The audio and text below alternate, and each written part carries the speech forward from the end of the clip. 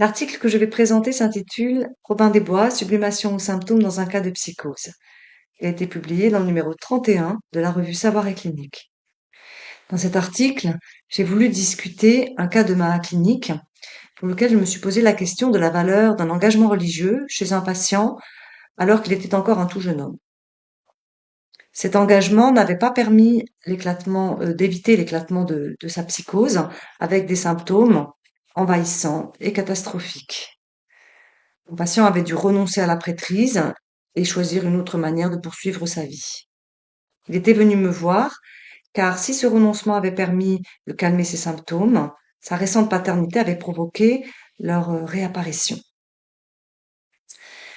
La religion a été désignée par Freud comme l'une des grandes formes de sublimation avec l'art et le développement du savoir. Dans la première partie de mon article, je me pose la question suivante. L'engagement religieux de ce patient était-il une tentative de sublimation qui aurait échoué?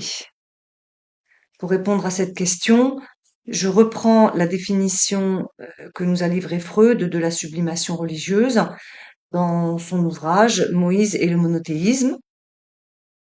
Je constate que cette définition se fonde sur la fonction paternelle.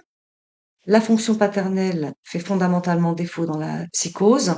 J'en conclus que la notion de sublimation est difficilement applicable dans le cas de mon patient.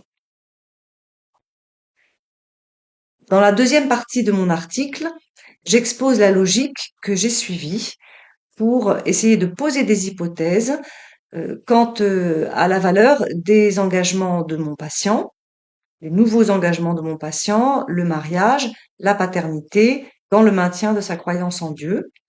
Poser aussi des hypothèses sur ce qu'il venait faire lorsque, en séance, il m'exposait de manière extrêmement minutieuse les différentes stratégies mentales qu'il mettait en place pour tenter de parer à ces symptômes envahissants.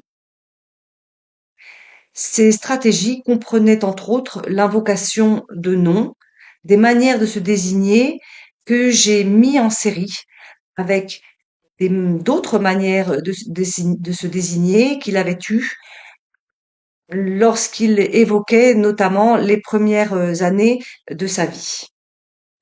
C'est ainsi que je suis remontée au qualificatif Robin des Bois, qui fait le titre de mon article.